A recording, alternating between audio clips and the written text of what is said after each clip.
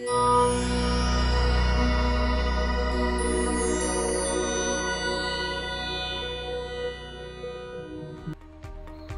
teman-teman, selamat datang di Praktikum Mineralogi Petrografi Acara 3 tentang Petrologi Batuan Sedimen. Secara garis besar, pembahasan pada praktikum acara ini dibagi menjadi dua, yaitu pembahasan tentang apa itu batuan sedimen dan identifikasi batuan sedimen. Tujuan praktikum acara 3 terdiri dari dua tujuan, yaitu yang pertama menjelaskan klasifikasi batuan sedimen, yang kedua mengidentifikasi batuan sedimen berdasarkan tahapan dan kunci-kunci identifikasi. Sedimen dan batuan sedimen merupakan dua hal yang berbeda. Sedimen adalah material lepas atau endapan. Sementara itu, batuan sedimen adalah sedimen yang telah mengalami litifikasi atau pembatuan. Dalam hal ini, diagenesa batuan sedimen yang meliputi kompaksi, sementasi, desikasi, dan rekristalisasi. Kompaksi adalah pemadatan, sementasi adalah penyemenan atau pengikatan antara fragmen dan matriks oleh semen. Semen dapat berupa semen karbonat, silika, oksida besi, atau sulfat. Sedangkan rekristalisasi adalah pengkristalan kembali mineral penyusun batuan sedimen karena sebelumnya telah mengalami pelapukan. Batuan sedimen mengisi 75% permukaan bumi, sedangkan 25% sisanya adalah gabungan antara batuan beku dan batuan metamorf yang tersingkap di permukaan. Namun, jika dilihat dari total kerak bumi, persentase batuan sedimen sedikit. Batuan sedimen secara umum terbentuk oleh konsolidasi sedimen atau material lepas.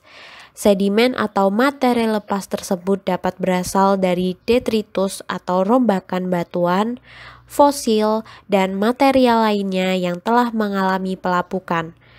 Material detritus mengalami proses transportasi oleh agen seperti air, angin, es, atau gravitasi, kemudian terendapkan di suatu cekungan sedimen. Cekungan sedimen dapat berupa wilayah yang lebih rendah daripada sekitarnya, termasuk break of slope perbukitan yang membentuk alluvial fan, lembah sungai, hilir sungai, delta, break of slope continental shelf atau membentuk submarine fan, dan cekungan samudra atau dasar laut.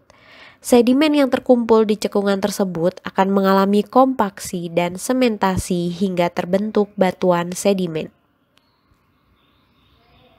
Batuan sedimen berdasarkan genesis atau proses pembentukannya dibagi menjadi dua, yaitu batuan sedimen klastik dan batuan sedimen non-klastik. Yang pertama, batuan sedimen klastik atau biasa disebut siliciklastik merupakan batuan sedimen yang berasal dari detritus atau rombakan batuan asal. Batuan asal tersebut dapat berupa batuan beku, batuan metamorf, atau batuan sedimen itu sendiri. Contoh dari batuan sedimen klastik adalah breksi, konglomerat, dan batu pasir. Yang kedua ada batuan sedimen non-klastik. Batuan sedimen non-klastik adalah batuan sedimen yang terbentuk secara fisika, kimiawi, atau secara biologis yang merupakan akibat dari aktivitas organisme.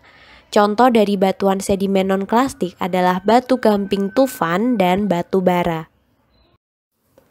Sifat batuan sedimen ditentukan berdasarkan sumber material, tenaga pengangkut, lingkungan pengendapan, dan proses diagenesis.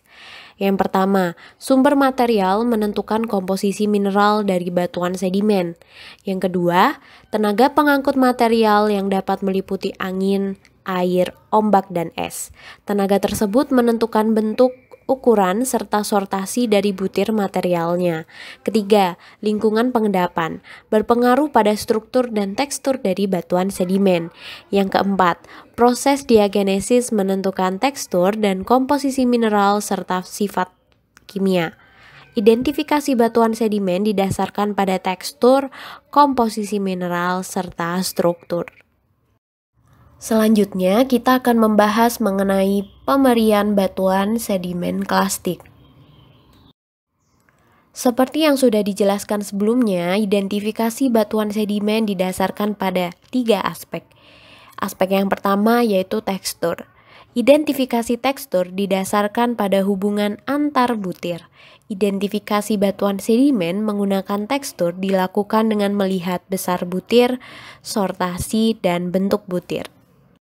Ukuran butir mengikuti diameter pola 2 pangkat N. Ukuran atau besar butir digolongkan menjadi beberapa, yaitu lempung kurang dari 1/256 mm, lanau 1/16 hingga 1/256 mm, pasir 1/16 hingga 2 mm, kerikil 2 hingga 4 mm, kerakal 4 hingga 64 mm, berangkal 54 hingga 256 mm, dan bongkah yang lebih dari 256 mm.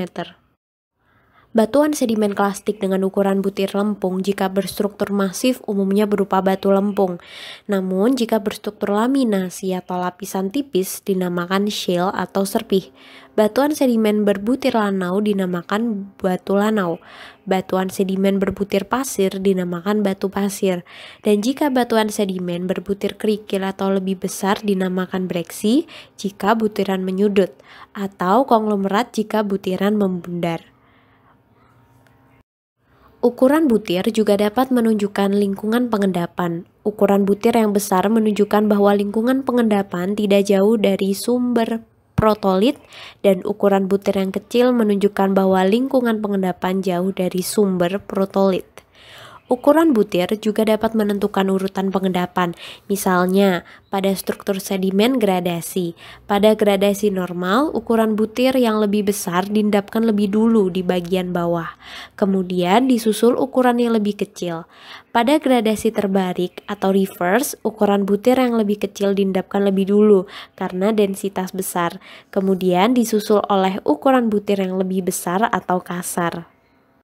Sortasi merupakan pemilahan keseragaman butir penyusun batuan sedimen. Semakin seragam, maka sortasi semakin baik, dan semakin tidak seragam, maka sortasi semakin buruk. Kunci identifikasi batuan sedimen yang selanjutnya adalah komposisi. Yang pertama ada butiran atau clast, merupakan butiran klastik tertransport yang berupa mineral, fosil, atau fragmen batuan atau litik. Yang kedua ada massa dasar atau matriks. Sebenarnya matriks dan butiran hampir sama, yang membedakan adalah ukurannya, di mana matriks berukuran lebih halus daripada butiran yaitu kurang dari 1/16 mm dan diendapkan bersama-sama dengan butiran. Matriks biasanya lebih banyak dan terletak di antara fragmen. Yang ketiga ada semen, merupakan material berukuran halus yang mengikat butiran dan matriks. Semen diendapkan setelah fragmen dan matriks. Contohnya adalah semen karbonat, silika, oksida besi, lempung, dan lainnya. Berbeda dengan tekstur yang melihat hubungan butir, struktur melihat hubungan agregat butir. Struktur batuan sedimen dilihat dari struktur sedimennya. Struktur sedimen dibagi menjadi 3, yaitu yang pertama, struktur primer yang terbentuk saat sedimentasi. Contohnya, perlapisan, laminasi, perlapisan gelembur gelombang, dan perlapisan silang siur. Kedua, struktur sekunder, terbentuk setelah sedimentasi yang dapat berupa rekah kerns, jejak binatang, dan sebagainya. Ketiga, struktur pertumbuhan organik atau biogenik, contohnya pertumbuhan ganggang dan binatang karang.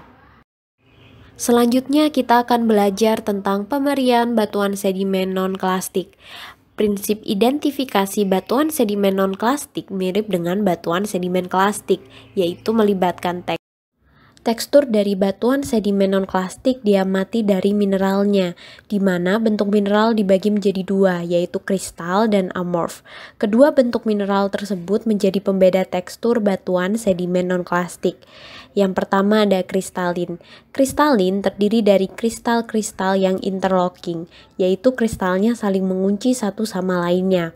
Ukuran butir tersebut diklasifikasi menjadi berbutir kasar yang lebih dari 2 mm, berbutir sedang 2 hingga 0,0625 mm, berbutir halus 0,0625 hingga 0,00391 mm, dan berbutir sangat halus kurang dari 0,00391 mm. Dan yang kedua ada amorf, terdiri dari mineral yang tidak membentuk kristal-kristal. Kunci identifikasi selanjutnya adalah struktur. Struktur batuan sedimen non-klastik terbentuk akibat proses reaksi kimia atau aktivitas organisme. Struktur tersebut terdiri dari ossiliferous, struktur yang menunjukkan adanya fosil atau sedimen organik. Oolitik, struktur di mana fragmen klastik diselubungi oleh mineral non-klastik, bersifat konsentris dengan diameter kurang dari 2 mm. Pisolitik, sama dengan oolitik tetapi ukuran diameternya lebih dari 2 mm.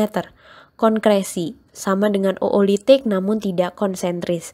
Koneinkon, struktur pada batu gamping kristalin berupa pertumbuhan kerucut per kerucut. Bioherm, tersusun oleh organisme murni in situ.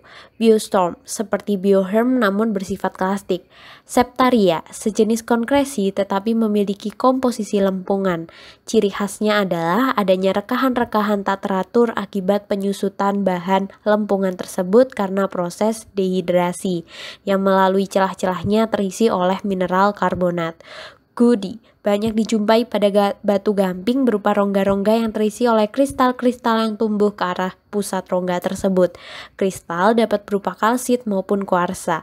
Steolit, kenampakan bergerigi pada batu gamping sebagai hasil pelarutan. Selanjutnya adalah komposisi mineral. Biasanya komposisi mineral pada batuan sedimen cenderung sederhana, yaitu hanya 1 atau 2 mineral atau disebut monomineralik karbonat. Sebagai contoh, batu gamping terdiri dari 2 mineral, yaitu kalsit dan dolomit. Chert terdiri dari kalsedon. Gypsum terdiri dari mineral gypsum. Anhidrit terdiri dari mineral anhidrit. Sedikit informasi mengenai batuan karbonat, contohnya batu gamping. Batu gamping termasuk dalam batuan sedimen klastik dan non-klastik.